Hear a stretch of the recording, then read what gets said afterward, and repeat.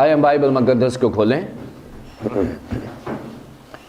Bible مقدس میں تیموتھیوس کے نام پولس رسول کا پہلا خط،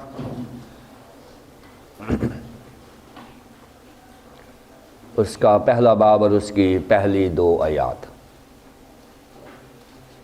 کلام مقدس میں سے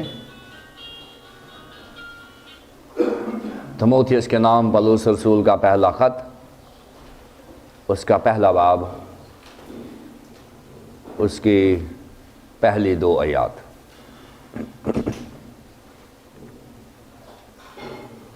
کلام مقدس میں یہ لکھا ہے، پولس کی طرف سے جو ہمارے منجی خدا اور ہماری امید گاہ مسیح یسوع کے حکم سے مسیح یسوع کا رسول ہے، تیموتھیوس کے نام جو ایمان کے لحاظ سے میرا سچا فرزند ہے، فضل، رحم اور اطمینان خدا باپ اور ہمارے خداوند مسیح یسوع کی طرف سے تجھے حاصل ہوتا رہے۔ کلام مقدس کے پڑھے اور سنے جانے پر خداوند کی برکت ہو۔ پاسبانی خطوط کے تفسیری مطالعہ کے سلسلے میں آج ہمارا پہلا لیسن ہے۔ اس سے پچھلا لیسن جو ہم نے دیا تھا وہ انٹروڈکٹری تھا، یعنی تعارفی لیسن تھا، جس میں ہم نے پاسبانی خطوط سے متعلق سیکھا تھا، اور آج ہم باقاعدہ سے پاسبانی خطوط کے متن کا مطالعہ شروع کریں گے، یعنی اس کے ٹیکسٹ کی اسٹڈی شروع کریں گے۔ اور آج ہم نے تیموتھیوس کے نام پہلا خط، اس کی پہلی 2 آیات، پہلے باب کی پہلی 2 آیات لی ہیں، جو ہماری ڈویژن تھی اس کے مطابق ہم نے اس کو لیا ہے، کیونکہ ہم اس کو 19 اسباق میں اس کو مکمل کریں گے، اور ہر ہفتے ہم اس کا مطالعہ کریں گے۔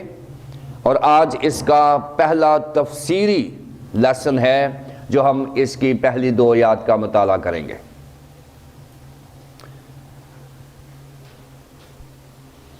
جو قدیم زمانے میں خطوط لکھے جاتے تھے،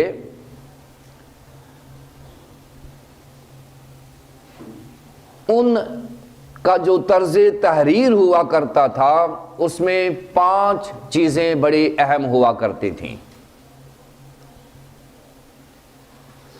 میں بات کر رہا ہوں اس عرصے کی جب مقدس پولس رسول نے کلیسیاؤں کو اور پاسبانوں کو خطوط لکھے ہیں۔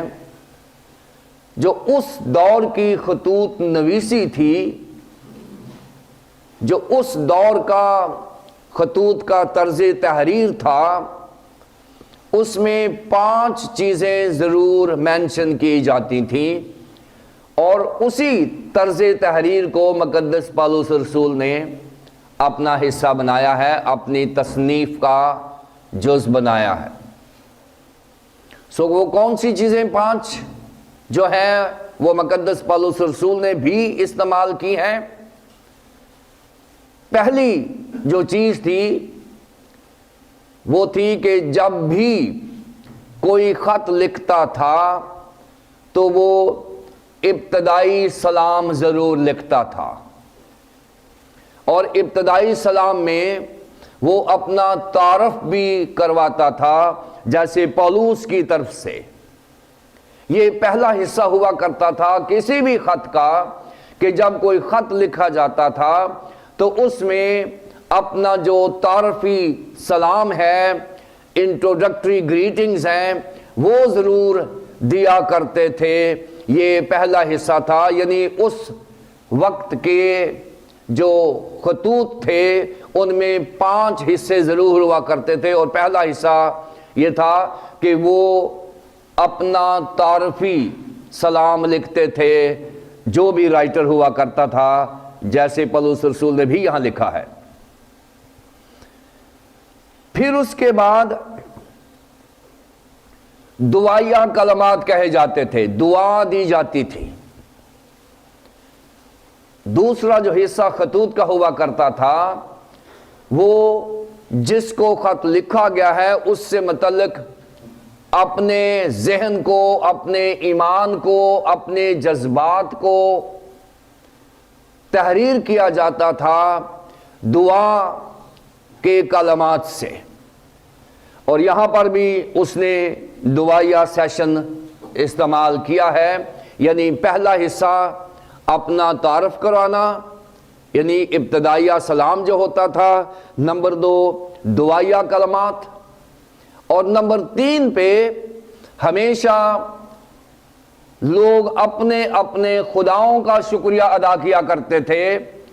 قدیم زمانہ تحریر خطوط نویسی میں جب بھی پرانے زمانے میں خطوط لکھے جاتے تھے تو یہ جو پرانا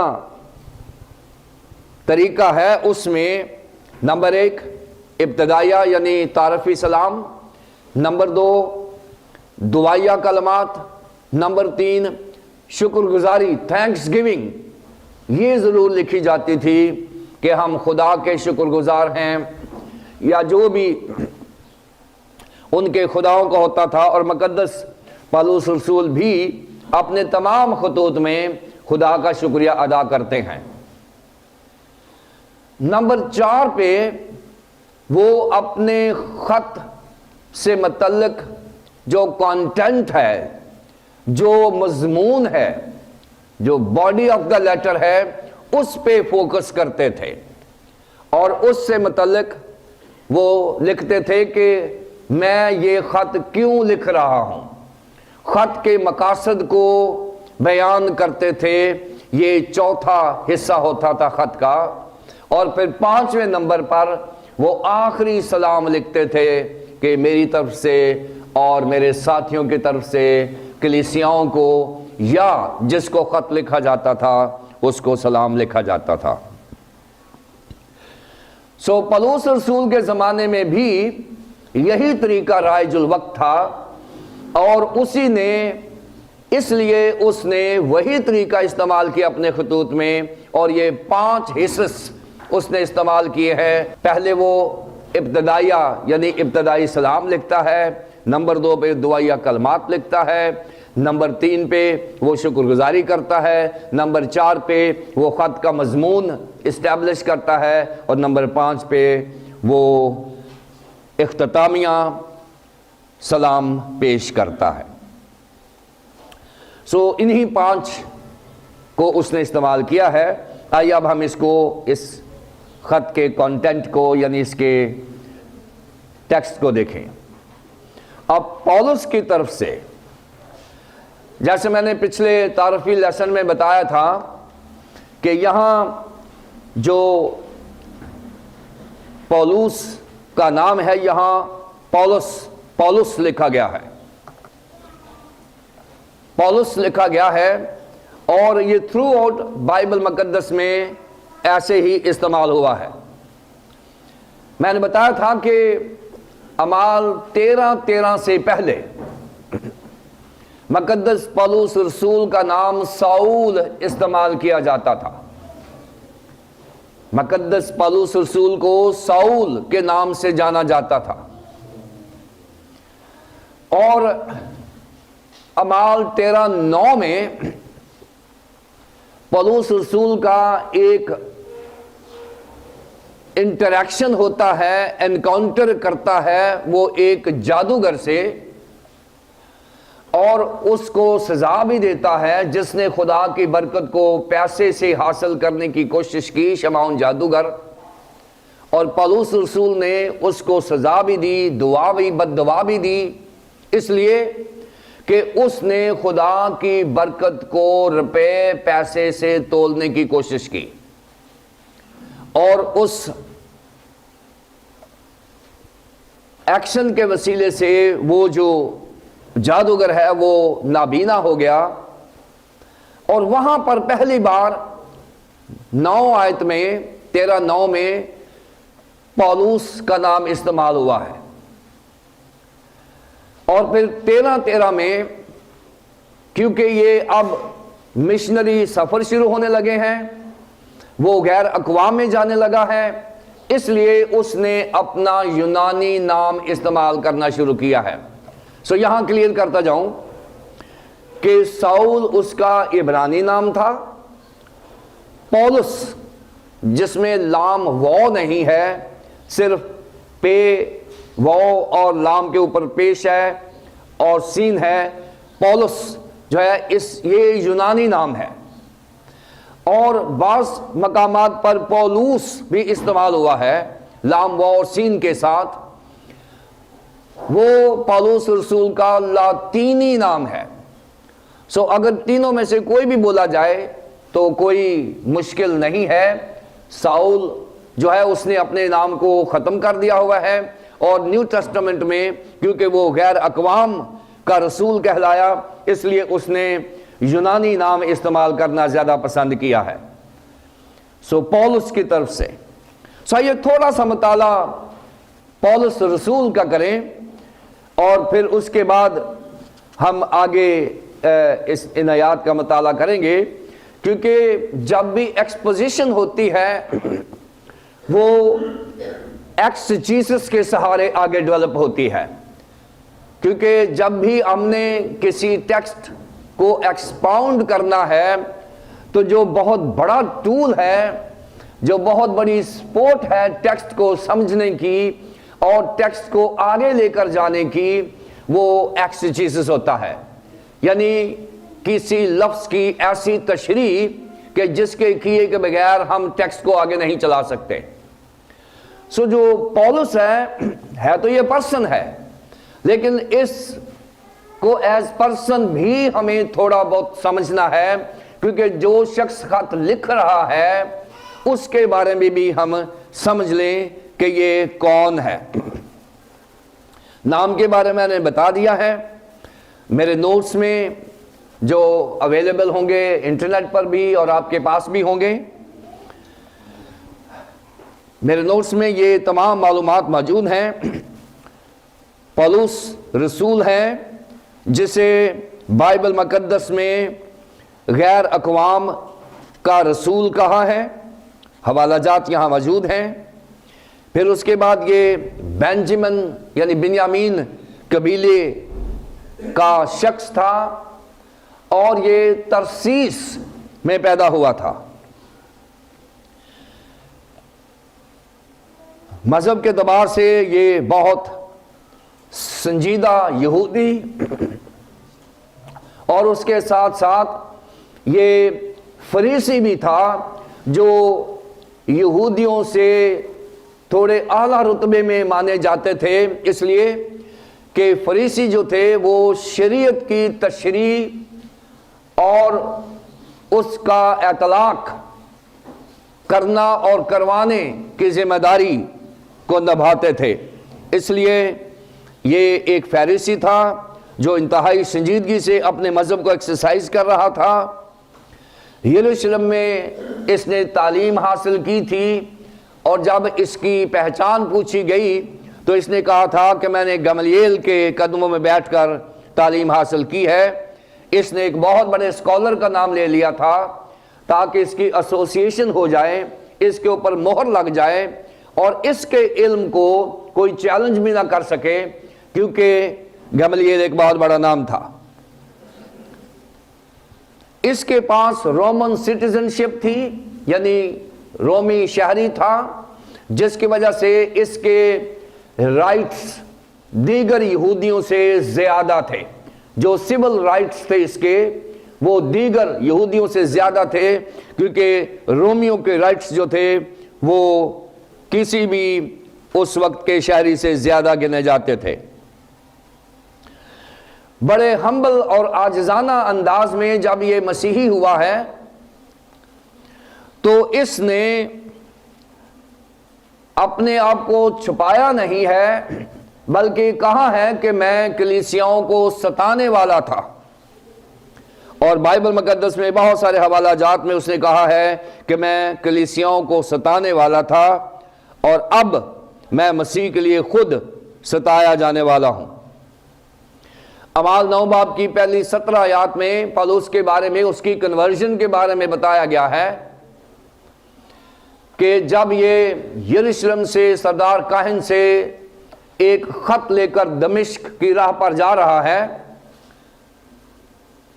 तो रास्ते में खुदावन यीशु मसीह ने इसको पकड़ा है और उसको कहा है कि ए साउल तू मुझे क्यों सताता है। और यहां से ईमानदारों के लिए एक बहुत बड़ी तसल्ली की बात होती है कि जब ईमानदार सताए जाते हैं तो असल में यीशु मसीह सताया जाता है, क्योंकि पौलुस रसूल ईमानदारों को सताता था और यीशु मसीह ने उसे कहा है कि जब तू ईमानदारों को सताता है तो मुझे सताता है। और पुराने अहदनामे में भी यही ख्याल है कि जो मेरे लोगों को छूता है वो मेरी आंख की पुतली को छूता है। सो ये ईमानदारों के लिए बड़ी तसल्ली की बात है। फिर उसने जब खुदावंद से मुलाकात की है तो आप जानते हैं कि उसके जेब में एक खत था जो सरदार काहिन की तरफ से लिखा गया इस इजाजत के लिए कि तू दमिश्क में जाके अपने लोगों को, यानी उसके जो हरीफ थे, उस वक्त उसके दुश्मन थे, यानी खुदा के लोगों को पकड़े और उनको कत्ल करे। उसकी जेब में मौत का परवाना था, लेकिन उस एक खत के ऊपर खुदावन यीशु मसीह ने कब्जा किया और आज हमारे पास उसके 14 खतूत मौजूद हैं। वो शायद एक पेज होगा और खुदावन यीशु मसीह के खतूत, वो सरदार काहिन का एक सफ़ा था जो मौत का पैगाम दे रहा था। आज जो बाइबल मुकद्दस में हमारे खुदावन यीशु मसीह ने उसको खत दिए हैं, वो पूरी दुनिया के बचाने का सबब बन रहे हैं। सो ये खुदावन यीशु मसीह की मुलाकात है पौलुस रसूल के साथ कि तू तो सरदार काहिन का खत लिए फिरता है, मैं तुझे वो खतूत दूंगा जो सारी दुनिया को मारने वाले नहीं, बचाने वाले हो जाएंगे। सो आज ये खतूत हमारे पास हैं जो यीशु मसीह ने उसको दिए हैं और ये हमारे पास असासा है। यही पौलुस रसूल जो कलीसियाओं को सताने वाला था, ये बाइबल मुकद्दस का मुहक्कक बना है। अगर आप अमाल की किताब उसका 17वां बाब यानी 17वां बाब चैप्टर 17 उसकी 10वीं और 11वीं आयत देखें, उसमें लिखा है कि वहां एक टाउन है जिसे बेरिया टाउन, बहरिया नहीं, बेरिया टाउन है, कस्बा है। वहां पौलुस रसूल बैठ के तहकीक किया करता था, रिसर्च किया करता था। और इस बेरिया टाउन के ऊपर बहुत सारे कॉलेजेस जो हैं वो आज इस नाम के ऊपर हैं। अगर आप गूगल करें तो बेरिया बाइबल कॉलेजेस बहुत आपको मिलेंगे पूरी दुनिया में। और वो पौलुस रसूल की उस लाइब्रेरी या उस तहकीकी सेंटर के नाम पर हैं जो बेरिया में ये तहकीक किया करते थे। लिहाजा तहकीक करना, रिसर्च करना और चीज़ों को खोज लगाकर सामने लेकर आना भी मसीही स्कॉलर की जिम्मेदारी है।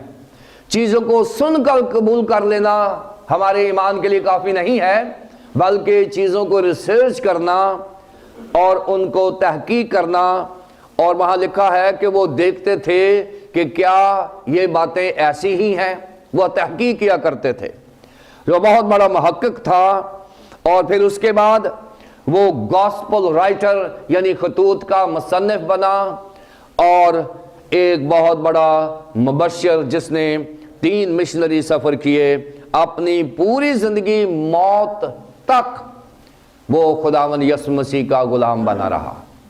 ये वो खादम है जिसने खुदावंद यीशु मसीह को मिलने के बाद अपनी ज़िंदगी को ज़िंदगी नहीं समझा। उसने ये कहा था کہ اب میں زندہ نہ رہا بلکہ مسیح مجھ میں. یہ بہت بڑی معیاری کرسچینٹی ہے. اور یہ کب ملتی ہے؟ جب لوگ صحیح طور پر خداوند یسوع مسیح کے ساتھ ملاقات کر لیتے ہیں.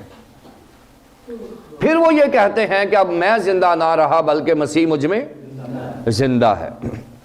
کیونکہ یہ چیزیں، یہ سٹیٹمنٹ اس وقت آتی ہیں جب انسان کسی میں کھب جاتا ہے، انسان کسی کا ہو جاتا ہے. پھر ایسی باتیں آتی ہیں. یہ پولس رسول کی ذاتی زندگی سے متعلق معلومات تھیں. اب مقدس پولس رسول کا کرسچن فلسفہ دیکھیں کیا ہے. مقدس پولس رسول کا جو مسیحی فلسفی ہے وہ کیا ہے؟ اس نے 3 الفاظ میں کرسچن لائف کو سمو دیا ہے. اور یہ جو 3 الفاظ ہیں اس کی زندگی کا نچوڑ ہے. وہ کون سے ہیں؟ پولس رسول کی کرسچینٹی، اس کی مسیحیت کیا ہے؟ 3 چیزیں اکٹھی ہو جائیں تو پولس رسول کی مسیحیت بن جاتی ہے. نمبر 1، اس نے کہا ہے by grace. Number 1 in Christ. Number 2 for the gospel. Number 3 by grace in Christ for the gospel. اب یہ 3 چیزیں جو ہیں پولس رسول کی مسیحیت کا نام ہے. اور میں سمجھتا ہوں کہ ایک سٹینڈرڈ کرسچن لائف جو ہے وہ ایسی ہی ہے، یعنی by grace in Christ for the gospel. یہ ایک مسیحی زندگی کا پیکج ہے. اور اگر اس مسیحی زندگی کو ہم نے سمجھنا ہے تو مقدس پولس رسول کا یہ جو ٹرائکا ہے، یہ جو ٹرائنگل ہے، اس کو سمجھنا بہت ضروری ہے. بائی گریس کے پیچھے فلسفی کیا ہے؟ بائی گریس کے پیچھے فلسفی یہ ہے کہ پولس رسول جو ہے اس کے اوپر بائبل نے بھی یہ کمنڈ کیا ہے کہ جب مقدس سٹیفنس شہید ہو رہے تھے تو مقدس پولس رسول ان کے کپڑوں کی رکھوالی کر رہا تھا جو اس کو قتل کر رہے تھے. اور بلکہ اس کے بارے میں ایک سٹیٹمنٹ آئی ہے کہ وہ سٹیون کے قتل پر راضی تھا. یہ بھی ایک سٹیٹمنٹ آئی ہے. لہذا پولس رسول جو ہے وہ سٹیون کے قتل میں شامل تھا. اب یہاں ایک بات میں پوری دنیا کو کلیئر کرنا چاہتا ہوں. یہ جو لفظ شہادت ہے یا شہید ہونا ہے، یہ انجیل مقدس کی اصطلاح ہے. سب سے پہلے انجیل مقدس نے لفظ شہادت استعمال کیا ہے، مارٹر. سو یہ جو شہید ہونا ہے یہ نئے عہد نامے میں پہلی صدی میں ہی مسیحیوں کو اعزاز حاصل تھا کہ انہیں شہادت کا رتبہ حاصل ہوا. سو جو لوگ خدا کی راہ میں اپنی جان کا نذرانہ دیتے ہیں، یہ کانسیپٹ انجیل مقدس نے دیا ہے اور پھر دوسری دنیا کے پاس گیا ہے. سو اس لیے اگر آپ نے دیکھنا ہے تو انجیل مقدس کے 6 باب میں، اعمال کی کتاب کے 6 باب میں جہاں سٹیون کو شہید کیا جا رہا ہے، وہاں اس کی شہادت کا ذکر آیا ہے. اس کے بعد پوری دنیا کو یہ کانسیپٹ ملا ہے، لیکن اس کی بیس جو ہے، بنیاد جو ہے، وہ اعمال 6 باب ہے. مسیحیت میں سب سے پہلا شہید مقدس سٹیون تھا. اور یہ حقائق کی ہم بات کر رہے ہیں، ہم اندازے سے بات نہیں کرتے، تحقیق کر کے بات کرتے ہیں.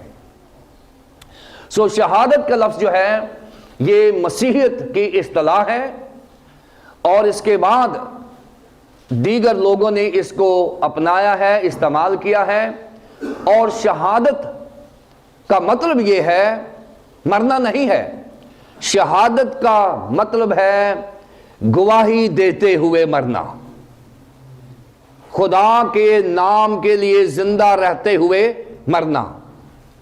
خدا کے لیے شہید ہونا خدا کی راہ پر شہید ہونا، یہ بائبل مقدس نے اس کی تعریف کی ہے۔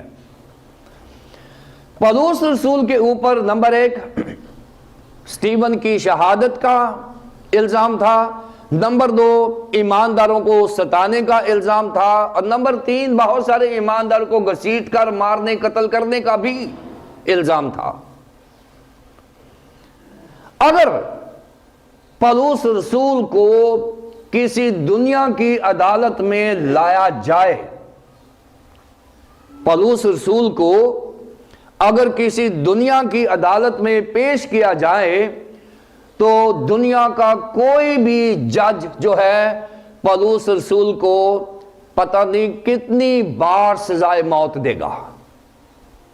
اس کے کام کے اوپر اس کے جو جذبات ہیں، اس کے پیچھے جو اس نے کیا ہے مسیحیوں کے ساتھ، اگر پولس رسول کو کسی دنیا کے کٹہرے میں کھڑا کیا جاتا تو اس کے اوپر آپ جانتے ہیں کئی دفعہ سزائے موت لگ جاتی ہے، کہ اس کو 5 بار سزائے موت ہے یا 20 بار سزائے موت ہے۔ وہ اس کے گناہوں کے سبب سے ہوتا ہے کہ کتنے قتل کیے ہیں اس نے۔ اگر پولس رسول کو ایسا کرنا پڑتا کہ وہ دنیا کی عدالت کے سامنے، جج کے سامنے جائے، تو شاید اس کو کتنی بار سزائے موت ہوتی۔ لیکن پولس رسول جو ہے وہ براہ راست خداوند یسوع مسیح کی عدالت میں چلا گیا ہے۔ خداوند یسوع مسیح نے اسے پکڑ لیا ہے، اور خداوند یسوع مسیح نے جب اسے پکڑا ہے ایک ہی فکرہ کہا ہے کہ اے ساؤل تو مجھے کیوں ستاتا ہے۔ اس نے کوئی اس کی اکاؤنٹیبلٹی نہیں کی۔ اس نے یہ نہیں پوچھا کہ تو نے سٹیون کو کیوں مروایا، تو نے اتنے لوگوں کو کیوں قتل کیا، تو نے اتنے لوگوں کو سزا کیوں دی۔ خداوند یسوع مسیح نے اس کو عدالت میں کھڑا نہیں کیا، بلکہ ماضی کی بات ہی نہیں کی، ماضی کی بات ہی نہیں کی۔ یہ نہیں کہا کہ پولس تجھے میں 5 بار سزائے موت دیتا ہوں یا 10 بار سزائے موت دیتا ہوں۔ خداوند یسوع مسیح کبھی بھی کسی کی ہلاکت، وہ تو زندگی کا بادشاہ ہے۔ اس نے کہا، مقدس پولس رسول کو کہا کہ تو مجھے کیوں ستاتا ہے، ماضی کی بات نہیں کی۔ اسے کہا اٹھ، تو وہاں چلا جا دمشق میں، اس کوچے میں چلا جا جو سیدھا کہلاتا ہے، آگے تجھے بتایا جائے گا کہ کیا کرنا ہے۔ اب مقدس پولس رسول جو ہے وہ حیران ہو گیا ہے کہ میں اس بادشاہ کے سامنے آیا ہوں جو موت کا بھی مالک ہے، زندگی کا بھی مالک ہے۔ اس نے تو میرے گناہوں کی بات ہی نہیں کی، اس نے تو مجھے پوچھا بھی نہیں کہ تو نے کتنے لوگ مارے ہیں، اس نے تو میرے ماضی کی بات ہی نہیں کہی، اور اس سارے سچویشن کو اس نے کہہ دیا ہے کہ یہ تو بات ہی فضل کی ہے، شریعت کی تو بات ہی نہیں ہے۔ شریعت اگر آ جاتی یہاں پر تو پھر تو اس کے اوپر سزائے موت لاگو ہونا تھی، اور یہاں سے اس نے کہا میں جو کچھ ہوں خداوند کے فضل سے ہوں۔ فضل کو اس نے ایسا سمجھا ہے کہ اس نے پورا غلطیوں کا خط لکھ دیا ہے فضل کو سمجھانے کے لیے، اور پولس رسول کے اندر کوٹ کوٹ کر یہ فضل بھرا ہوا تھا، کیونکہ اس کو سمجھ آ گئی ہوئی تھی۔ اور آج میری پوری دنیا کے مسیحیوں سے درخواست ہے، اور غیر مسیحیوں سے بھی، کہ خداوند کے فضل کو سمجھیں تو آپ کو علم ہوگا کہ خداوند یسوع مسیح کون ہے۔ وہ پوچھے گا ہی نہیں کہ آپ کہاں سے آئے ہیں، وہ صرف آپ کو اگلا سین دے دے گا کہ آگے تجھے بیٹا کیا کرنا ہے، آگے زندگی کیسی ہونی ہے۔ یہ جو بائی گریس ہے، کئی دفعہ وہ کہتا ہے کہ خداوند یسوع مسیح نے بار بار اسے کہا ہے کہ میرے لیے تیرا، تیرے لیے میرا۔ یسوع مسیح نے بار بار کہا ہے کہ تیرے لیے میرا۔ جب بھی اسے کہا، اس نے کہا یہ کانٹا کھینچ لے میرے سے، اس نے کہا نہیں، تیرے لیے میرا فضل ہی کافی ہے۔ فضل جو ہے یہ پولس رسول کی زندگی کا پہلا حصہ تھا۔ وہ ہر چیز کو کہتا ہے کہ یہ خدا کا فضل ہے۔ گریس کو اس نے سمجھ لیا تھا اس کو علم تھا کہ اگر میں شریعت کے نیچے آ گیا تو میرے اوپر بہت بڑا المیہ چھا جائے گا، بہت بڑی مصیبت آ جائے گی، لیکن فضل جو ہے وہ اس کی زندگی کا حصہ بن گیا۔ اس کے بعد in Christ, by grace in Christ. اب وہ بار بار انجیل مقدس میں یعنی خطوط میں کہتا ہے کہ ویسا ہی مزاج رکھو جیسا مسیح یسوع کو بھی تھا، ان کرائسٹ۔ اب اس نے سمجھ لیا ہوا ہے کہ جینا میرے لیے مسیح ہے اور مرنا نفع ہے۔ اس کی زندگی سوائے یسوع مسیح میں ہو کر وہ زندگی کو زندگی نہیں سمجھتا۔ اس نے فیصلہ کر لیا ہوا ہے کہ there is no life out of Christ، مسیح سے باہر کوئی زندگی نہیں ہے، کوئی جینا نہیں ہے، جینا میرے لیے مسیح ہے، اور میں جب مروں گا تو میری زندگی گھاٹے کا سودا نہیں ہوگی، میری موت بھی نفع بن جائے گی۔ سو ان کرائسٹ یعنی یسوع مسیح میں رہ کر زندگی بسر کرنا جو ہے، یہ مقدس پولس رسول کا کرسچن فلسفی تھی۔ فار دا گاسپل، اگر رومیو کا خط پڑھیں اس کے پہلے باب کی 16ویں آیت میں لکھا ہے، اور میں انجیل سے نہیں شرماتا، میں انجیل سے شرماتا نہیں۔ جو مسیحی انجیل سے شرماتے ہیں وہ مسیحی بھی نہیں ہیں۔ اس کی زندگی میں انجیل کی بشارت جو ہے اس کی زندگی کا حصہ بن گئی ہوئی تھی، یہاں تک کہ مرتے دم تک اس نے جو تیموتھیوس کا دوسرا خط ہے وہ تیموتھیوس کو ایک معیاری پاسبان ہونے، ایک کلیسیا کا رہنما ہونے اور کلیسیا کے انتظام کرنے کے بارے میں بتا رہا ہے۔ مقدس پولس رسول اپنی موت کے وقت بھی بشارت کر رہے ہیں، لہذا بشارت ان کا اوڑھنا اور بچانا تھا۔ سو by grace in Christ for the gospel, یہ مقدس پولس رسول کا اوڑھنا بچانا تھا۔ اگر مقدس پولس رسول کا کرسچن کریکٹر پوچھیں گے کہ ہو از سینٹ پال، میں کہوں گا by grace in Christ for the gospel, یہ مقدس پولس رسول کی تصویر ہے، اور یہ وہ تصویر ہے جو اس نے مثال کے طور پر میرے لیے اور آپ کے لیے پیدا کر دی ہے کہ ہم بھی اگر مسیحی ہیں تو بائی گریس ہیں، ان کرائسٹ ہیں، فار دا گاسپل ہیں، انجیل مقدس کے لیے ہیں۔ اب یہاں اس نے کہا ہے کہ میں مسیح یسوع کا رسول ہوں۔ رسول کے بارے میں دیکھ لیں، اس کا تھوڑا سا انالیسس کر لیں۔ دا اپوسل آف کرائسٹ جیسس، اپوستلوس لفظ ہے یونانی زبان میں جس کے دو کانسیپٹ ہیں۔ پہلا کانسیپٹ یہ ہے کہ اپوسل جو ہوتا ہے وہ ڈیلیگیٹ ہوتا ہے، وہ ایسا ڈیلیگیشن ہوتا ہے جو کسی کی نمائندگی جا کے کرتا ہے۔ یعنی اگر میں کسی میٹنگ میں نہیں جا سکتا تو میں کسی کو ڈیلیگیٹ بنا کے بھیجوں گا کہ آپ جا کے میرے بہاف پہ وہ میٹنگ کر کے آئیں۔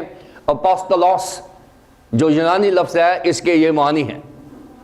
اور مقدس پولس رسول جو ہیں انہوں نے کہا ہے کہ میں ڈیلیگیشن کے طور پر آیا ہوں، میرے پاس اٹارنی ہے کرائسٹ جیسس کی، میرے پاس اختیار ہے خداوند یسوع مسیح کا، میں اٹارنی بن کے آیا ہوں، اور مجھے خدا نے اختیار دیا ہے، یسوع مسیح نے اختیار دیا ہے کہ میں جا کے اس کے کام اور اس کے کلام کی منادی کروں۔ یہ پہلا کانسیپٹ ہے اپوستلوس کا۔ Number 2، ambassador of Christ. Ambassador کو ہم بہتر طور پر سمجھ سکتے ہیں کیونکہ جو مختلف ممالک ہوتے ہیں ان میں جو ایک ملک ہے وہ دوسرے ملک میں اپنا امبیسیڈر بھیجتا ہے، اور وہ جو امبیسیڈرز ہیں وہ اپنے ملک کی پالیسی اور پلانس دوسرے ملک میں رہ کر اپلائی کرتے ہیں، اور یہ ایمبیسیڈرز کی ذمہ داری ہوتی ہے، اور یہ رائل ایمبیسیڈرز ہوتے ہیں، وہ جو اس ملک کا بادشاہ ہوتا ہے وہ سائن کرتا ہے، وہ اپوائنٹ کرتا ہے تاکہ وہ جائے۔ اور یہاں پر اپوسٹلوس جو ہے یہ ایمبیسیڈر فار کرائسٹ کے لیے استعمال کیا گیا ہے، کہ پولس رسول یہ کہتا ہے کہ مسیح یسوع کے حکم سے مسیح یسوع کا رسول ہوں، یعنی وہ ایک آسمانی بادشاہ کی اپوائنٹمنٹ ہے، کسی زمینی بادشاہ کی اپوائنٹمنٹ نہیں ہے، اور آسمان کی پالیسی اور پلانز وہ زمین پر انٹروڈیوس کرا رہا ہے۔ مقدس پولس رسول کی جو ذمہ داری ہے بطور رسول، وہ آسمانی جو پلانز ہیں، پالیسیز ہیں، اس نے وہ بتائے ہیں، اور یہی وجہ ہے کہ اس کی جو منسٹری ہے وہ 3 حصوں پر مشتمل ہے، اس کی جو ٹیچنگ منسٹری ہے وہ 3 حصوں پر مشتمل ہے۔ نمبر 1 وہ تھیالوجی کی بات کرتا ہے، یعنی خدا سے متعلق تعلیمات فراہم کرتا ہے۔ تھیالوجی ہوتا ہے خدا سے متعلق تعلیمات دینا، خدا کیسا ہے، کون ہے، کہاں رہتا ہے، کیا کرتا ہے، خدا سے متعلق تعلیم دینے کو تھیالوجی کہتے ہیں۔ اور مقدس پولس رسول نے اپنے خطوط میں اور اپنے مشنری جرنیز میں اس نے تھیالوجی کی بات کی ہے، یہ اس کی تعلیم کا حصہ ہے۔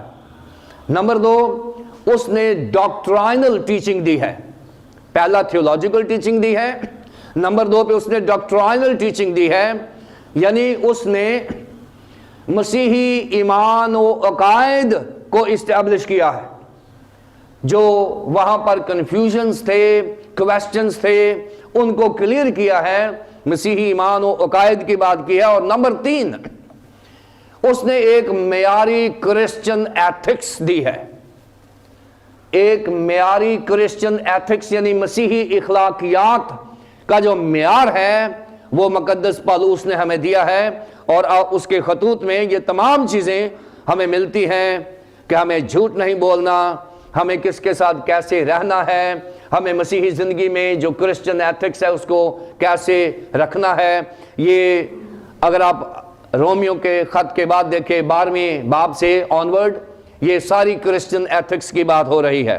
سو 3 فوکسز ہیں پولس رسول کے۔ نمبر 1 وہ تھیالوجی پڑھاتا ہے، نمبر 2 وہ ڈاکٹرائنل ٹیچنگ دیتا ہے، نمبر 3 وہ کرسچن ایتھکس بیان کرتا ہے، اور یہ اس کی ذمہ داری تھی کیونکہ وہ مسیح کی طرف سے بھیجا گیا تھا، اس کے حکم کے مطابق۔ مسیح یسوع کے حکم سے مسیح یسوع کا رسول ہوں، وہ اپنی اتھارٹی بتا رہا ہے۔ یہودیوں کو اس نے بتایا کہ میں گملیل کا شاگرد ہوں، مسیحیوں کو بتایا کہ میں مسیح یسوع کا، جس کو تم مانتے ہو، جس کو میں مانتا ہوں، میں اسی کی طرف سے بھیجا گیا ہوں۔ اور اپوسٹولاس کا مطلب ہے the one who is sent for، جو کسی مشن کے لیے بھیجا جائے۔ اب ایک اور چیز ہم نے مطالعہ کرنا ہے، لکھا ہے کہ پولس کی طرف سے جو ہمارے منجی خدا اور ہمارے امیدگاہ مسیح یسوع کے حکم سے مسیح یسوع کا رسول ہوں۔ اب یہاں خدا کو منجی اور مسیح کو امید کا نام دے رہا ہے۔ خدا کو اس نے منجی کہا ہے۔ پرانے عہد نامے میں دیکھیں یا نئے عہد نامے میں دیکھیں، جو منجی ہے یہ خداوند یسوع مسیح کے لیے بھی، اور خدا باپ یعنی پرانے عہد نامے میں بھی خدا کے لیے منجی کا لفظ استعمال کیا گیا ہے۔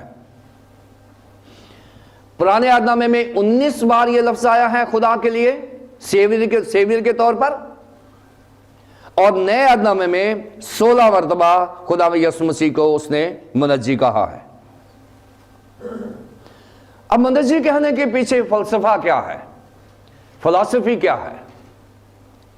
جب مقدس پولس رسول یہ والا خط لکھ رہا تھا تو ذہن میں رکھیں اس وقت روم میں ایک نعرہ بلند کیا جاتا تھا، اور وہ یہ تھا کہ نیرو از دا سیویئر.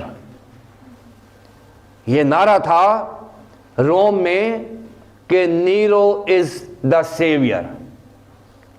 اور پولس رسول نے کہا ہے نو، جیزس از دا سیویئر.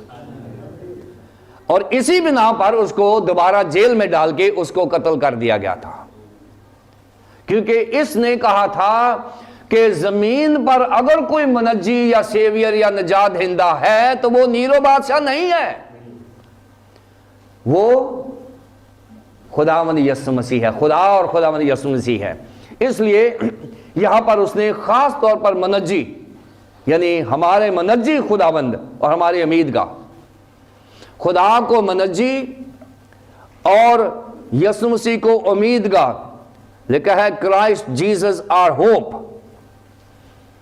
اب جب منجی کی میں نے بات کر دی ہے، آپ کو سمجھا دیا ہے کہ اس نے منجی کیوں لکھا ہے، سیویئر اس نے کیوں لکھا ہے، کیونکہ وہ نیرو کو سیویئر نہیں مانتا، اس لیے اس نے سر کٹوانا پسند کیا ہے، لیکن نیرو کو سیویئر ماننا پسند نہیں کیا. یہ ایمانداروں کی معراج ہوتی ہے. ایماندار یہاں پہ آ کے اڑ جاتے ہیں کہ جیسس از دا سیویئر. یسوع مسیح کو وہ امید گاہ کہتا ہے، یعنی ایسی جگہ جہاں امید ملتی ہے. اس نا امیدی کانٹینٹ میں، ہوپ لیس کانٹینٹ میں، جہاں نیرو پکڑ پکڑ کے مسیحیوں کو زندہ جلا رہا ہے، جہاں نیرو آرے میں مسیحیوں کو چیر رہا ہے، وہاں پر خداوند یسوع مسیح کو امید گاہ کہنا انتہائی سوٹیبل ہے. اس کانٹیکسٹ میں جہاں پر مسیحیوں پر ظلم ہو رہا ہے، جب یہ خط لکھا گیا تو مسیحیوں کو ایک امید نظر آتی ہے، اور وہ امید گاہ ہے جسے خداوند یسوع مسیح کہا جاتا ہے. اور جب پولس رسول خداوند یسوع مسیح کو امید کہتا ہے تو یہ 8 چیزوں کا پیکج ہے. جب وہ کہتا ہے کہ خداوند یسوع مسیح میری امید ہے تو اس میں 8 چیزیں آتی ہیں.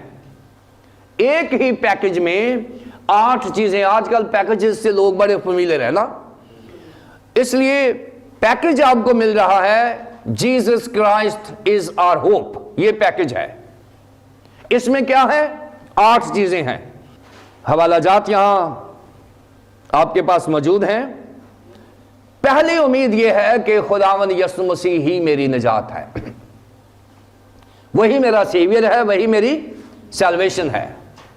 پہلی امید میں پہلی چیز سیلویشن ہے.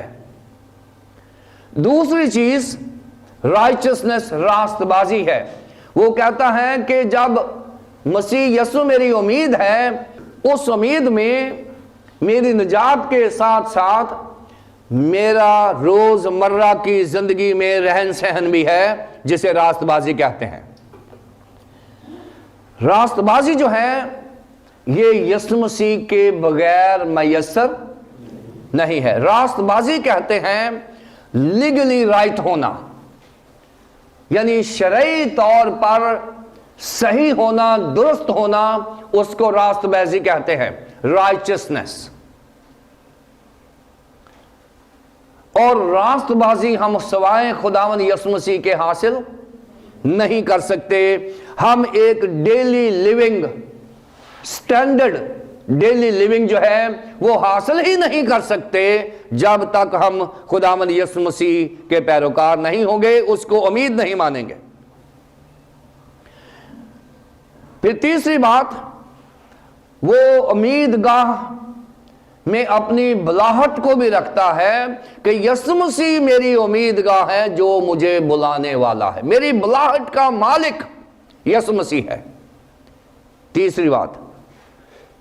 چوتھی بات، ایٹرنل انہیریٹنس، ابدی سکون جو ہے وہ خداوند یسوع مسیح میں ہے. ابدیت جو ہے وہ خداوند یسوع مسیح میں ہے.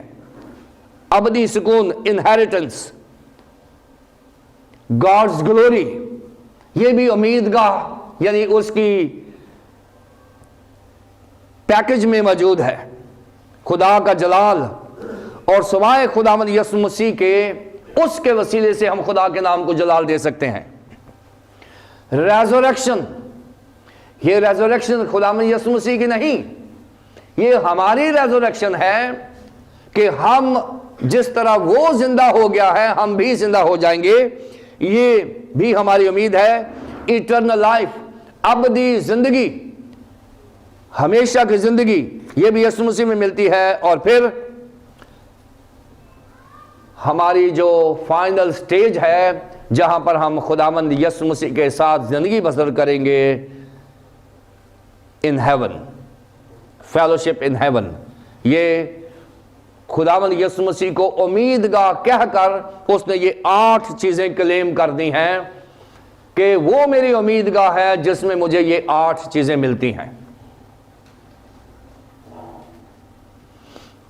अब ये जो सारा इल्म जो है, जो नॉलेज है, ये मकतूब के बारे में नहीं बल्कि कातिब के बारे में है। मकतूब इलाह के बारे में नहीं, ये मुसन्नफ के बारे में है जो मैंने आपको दिया है।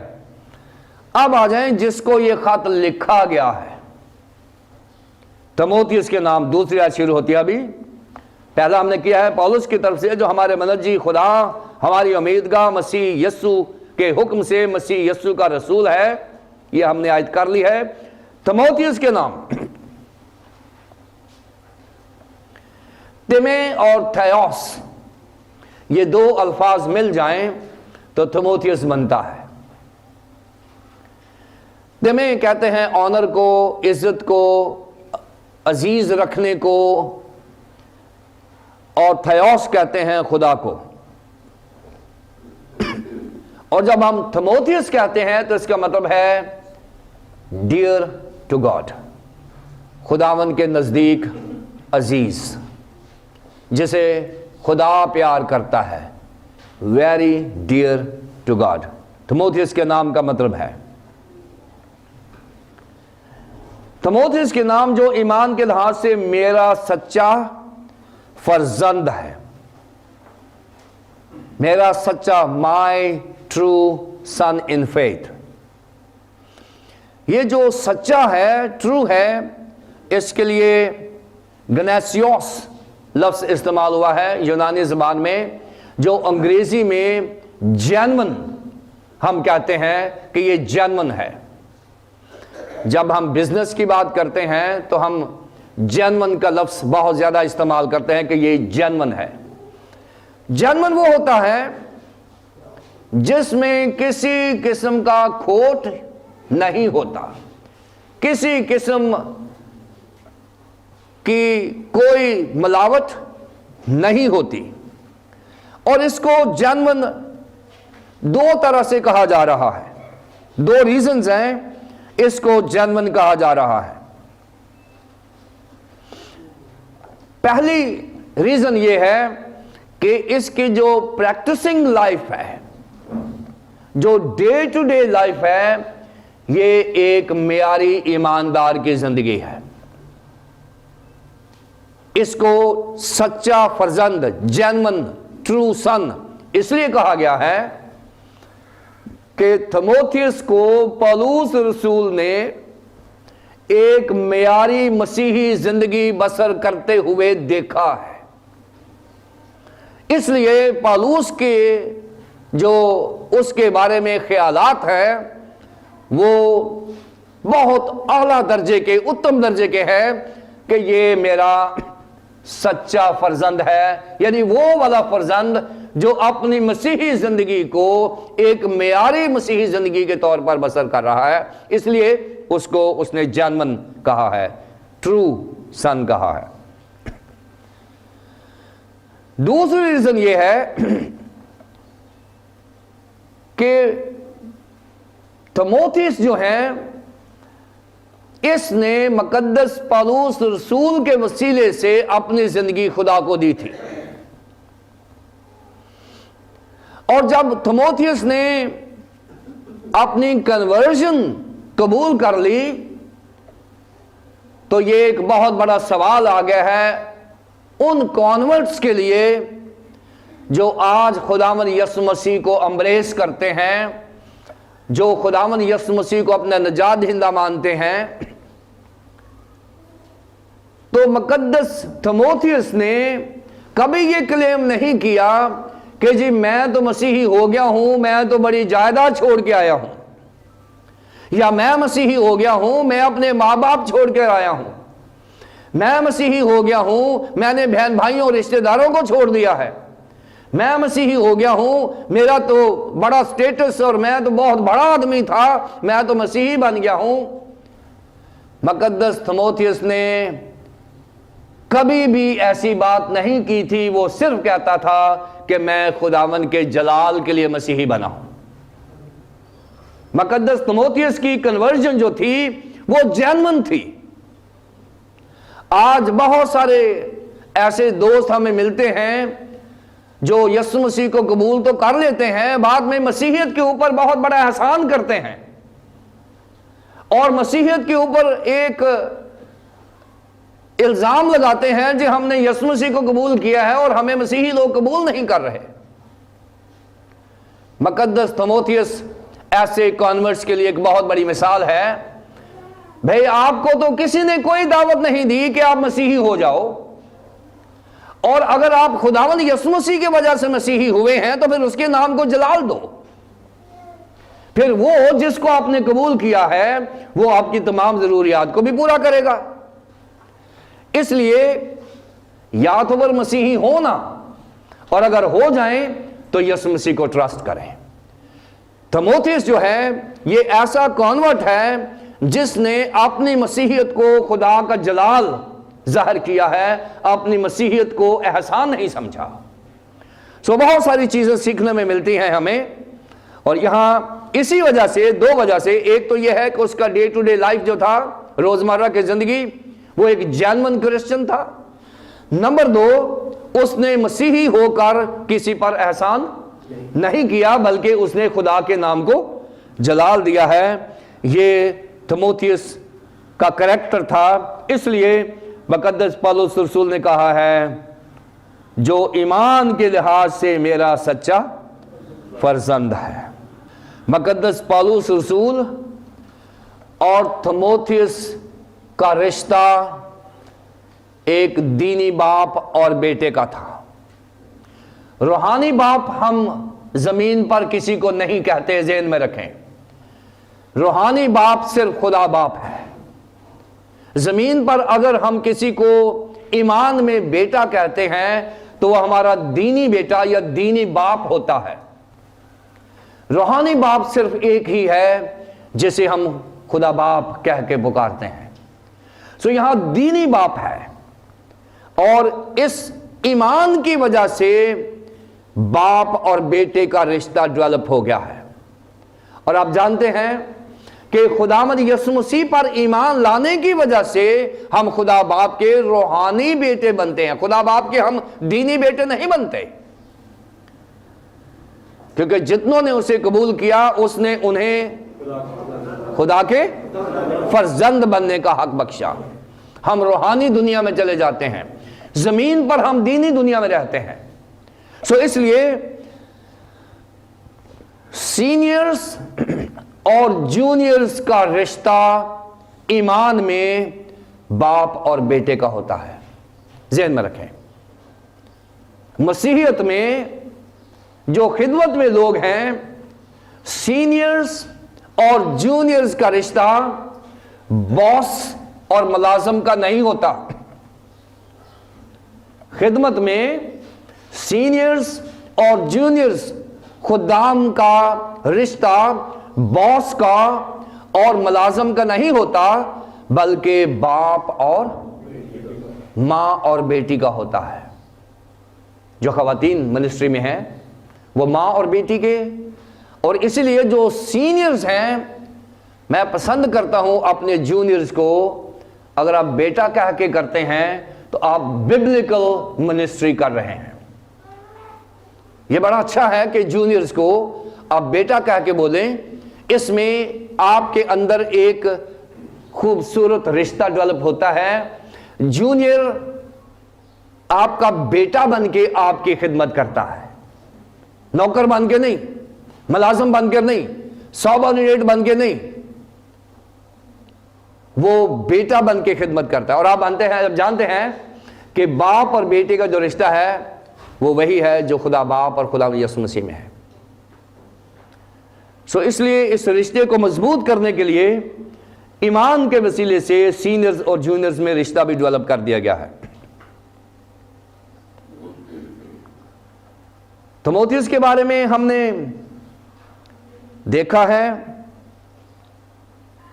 یہ اچھا ایماندار ہے, اپنی نانی سے اس نے سیکھا ہے, ماں سے بھی سیکھا ہے, ایک اچھی فیملی ہے. اب آئیں پریئر کے اوپر. فضل, رحم اور اطمینان خدا باپ اور ہمارے خداوند یسوع مسیح کی طرف سے تجھے حاصل ہوتا رہے. اس سے پہلے مقدس پولس رسول نے 10 خطوط لکھے ہیں, اور اگر ان کی گریٹنگز کو دیکھا جائے اور اس گریٹنگ کو دیکھا جائے تو اس گریٹنگ میں, اس دعا میں ایک لفظ کا اضافہ کر دیا گیا ہے. دعا میں یہاں فضل, رحم اور اطمینان خدا باپ اور ہمارے خداوند یسوع مسیح کی طرف سے تجھے حاصل ہوتا رہے, یہاں ایک لفظ کا اضافہ ہے. اس سے پہلے جو خطوط ہیں ان میں رحم کا لفظ نہیں استعمال ہوا, اس میں فضل اور اطمینان کا لفظ استعمال ہوا ہے, جو بہت ہی خوبصورت گریٹنگز ہے. آپ دیکھیں, اس سے پہلے جو سیکولر خطوط لکھے جاتے تھے, مقدس پولس رسول سے پہلے یہ الفاظ استعمال نہیں ہوتے تھے جو یہاں مقدس پولس رسول اپنے 14 خطوط میں استعمال کر رہا ہے. پہلی بار کرسچن وے آف پریئر, یعنی ایک مسیحی طریقہ استعمال کیا گیا ہے اپنے جونیئرز کو یا کلیسیاؤں کو سلام کہنے کا, تمہیں فضل اور اطمینان ہوتا رہے. یہ کرسچن ٹرمنالوجی ہے, یہ مسیحی اصطلاحات ہیں, یہ انٹروڈیوس ہی مسیحیت نے کروائی ہیں. فضل اور اطمینان ہوتا رہے, یہ مسیحیت کی اجارہ داری ہے, مسیحیت کی جاگیر ہے, مسیحیت کا اثاثہ ہے. یہ فضل کا تجربہ سوائے مسیحیت کے کسی اور مذہب نے انٹروڈیوس نہیں کروایا. اطمینان جو لفظ ہے, آپ جانتے ہیں اطمینان جو ہے وہ خداوند یسوع مسیح کی پراپرٹی ہے, یہ کسی کے پاس ہے ہی نہیں ہے, کیونکہ وہ امن کا شہزادہ ہے. بغیر یسوع مسیح کے اطمینان کا سوال ہی پیدا نہیں ہوتا, کیونکہ وہ امن کا بادشاہ ہے. یہ جو اصطلاحات ہیں فضل اور اطمینان, یہ مقدس پولس رسول کی زندگی میں موجود ہیں.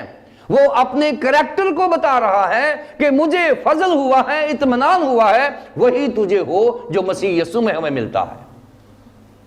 جو مسیح کے وسیلے سے ہمیں ملا ہے, ہماری ذمہ داری ہے کہ ہم وہ اپنے جونیئرز کو اور اپنی کلیسیاؤں کو دے دیں. پولس رسول کو فضل ملا ہے, اطمینان ملا ہے, اس لیے اس نے یہ عام کر دیا ہے. اس نے کہا ہے کہ جو میرے جونیئرز ہیں, جو میری کلیسیائیں ہیں, ان پر فضل اور اطمینان حاصل ہوتا رہے. گریس کا میں نے پہلے ایکسیجیسس کر دیا ہے. فضل کے بارے میں نے بتایا ہے کہ یہ خارص ہے, اور یہ جو فضل ہے یہ انڈیزرونگ فیور ہوتا ہے, یعنی ایسی فیور جس کی آپ حقدار نہیں ہیں, مستحق نہیں ہیں, وہ فیور کر دی جائے. اور میں نے بتایا ہے کہ اگر آپ کے اوپر چارج لگا ہو سزائے موت کا اور آپ کی موت معاف کر دی جائے, آپ اس کے مستحق نہیں ہیں, اور اگر کر دی جائے تو اسے فضل کہتے ہیں. اس نے کہا ہے کہ تم پر فضل ہوتا رہے. یہ فضل خداوند یسوع مسیح ہی کر سکتا ہے، اور پولس رسول کی زندگی میں ہوا، اس لیے اس کی زندگی میں فضل ہی فضل ہے. اطمینان، رحم کو ہم بعد میں کریں گے. اطمینان کے بارے میں بائبل مقدس بہت کلیئر ہے. یسوع مسیح نے اپنے ایمانداروں کو کہا ہے کہ میں تمہیں وہ اطمینان دیتا ہوں جو دنیا نہیں دے سکتی. اور پھر اس نے یہ بھی کہا ہے خدا کا اطمینان جو ہماری سمجھ سے بالکل باہر ہے. باہر نہیں ہے، بالکل باہر ہے. وہ اطمینان جو سوائے خدا کے کوئی نہیں دے سکتا. میں نے پہلے بھی کئی دفعہ بتایا ہوگا کہ مجھے کسی نے پوچھا کہ وہ کون سا اطمینان ہے جو ہماری سمجھ سے بالکل باہر ہے.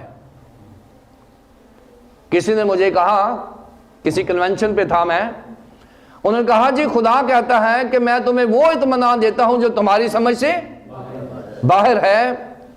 کہتے جی وہ اطمینان تو سمجھائیں جو ہماری سمجھ سے بالکل باہر ہے. میں نے کہا جب خدا کہہ رہا سمجھ سے باہر ہے تو پھر میں کون ہوتا سمجھانے والا؟ جس اطمینان کو خدا کہہ رہا ہے کہ تمہاری سمجھ میں نہیں آنا، تو میں کون ہوتا اسے سمجھانے والا؟ لیکن اس طرح کرتے تھوڑا سا ریسرچ کر لیتے ہیں، اور مجھے وہ اطمینان مل گیا جو ہماری سمجھ سے بالکل باہر ہے.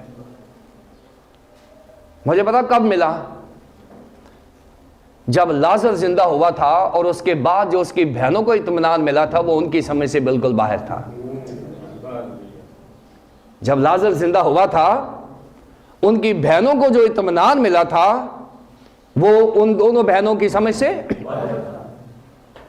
جو 38 برس کا مفلوج جب وہ ٹھیک ہوا تھا، جو اطمینان اس کو ملا تھا وہ بھی اس کی سمجھ سے باہر تھا.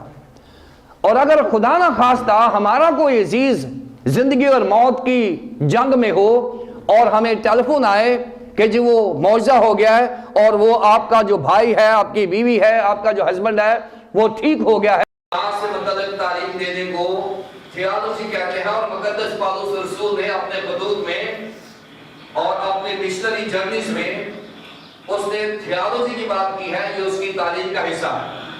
نمبر 2، اس نے ڈاکٹرائنل ٹیچنگ دی ہے.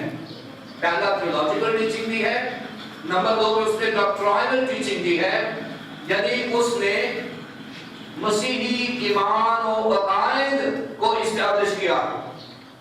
جو وہاں پر کنفیوژنز تھے، کویسچنز تھے، ان کو کلیئر کیا ہے، مسیحی ایمان و عقائد کی بات کی ہے. اور نمبر 3، اس نے ایک معیار لفظ استعمال ہوا ہے یونانی زبان میں، ایپسلون، لمدا، ایپسلون، اومیکرون اور سگما، ایلیوس. اور یہ جو رحم ہے یہ مدرز ووم کے بالکل قریب ہے. جو خدا کا رحم ہے اس کا تعلق انسٹنٹائنس کے ساتھ ہے، ہماری انتڑیوں کے ساتھ ہے. کچھ موو ہوتا ہے اندر، اور یہ بالکل مدرز وومز کے بالکل قریب ہے. اس کے جو انڈرسٹینڈنگ ہے وہ اس کے قریب ہے. اور جب خدا کسی پر رحم کرتا ہے تو وہ الفاظ نہیں، اس کے اندر کچھ ہوتا ہے، اس کے پیٹ میں موومنٹ ہوتی ہے. کہتے اور اس کو بھیڑ پر ترس آیا. ترس رحم کی ایک شکل ہے جو سنجیدہ ہے، یعنی اس کے اندر موومنٹ ہوئی. اور جب اندر موومنٹ ہوتی ہے، میں نے کئی دفعہ بتایا آپ کو، ایک ہوتی ہے ہمدردی اور ایک ہوتا ہے رحم اور ترس. ہمدردی تو کسی کے ساتھ بھی ہو سکتی ہے، کسی جانور کے ساتھ بھی ہو سکتی ہے، لیکن جو رحم اور ترس ہے یہ نتیجہ لے کر آتا ہے. جب تک آپ کے کسی پر رحم نہیں آئے گا آپ کی پاکٹ نہیں کھلے گی. جب تک کسی پر رحم نہیں آئے گا آپ 5000 کو کھانا نہیں کھلاؤ گے. اس کو بھیڑ پر ترس آیا، اس نے کھانا کھلا دیا. رحم جو ہوتا ہے یہ آؤٹ پٹ مانگتا ہے. جب کسی پر رحم کیا جاتا ہے تو اس کا نتیجہ سامنے نظر آتا ہے.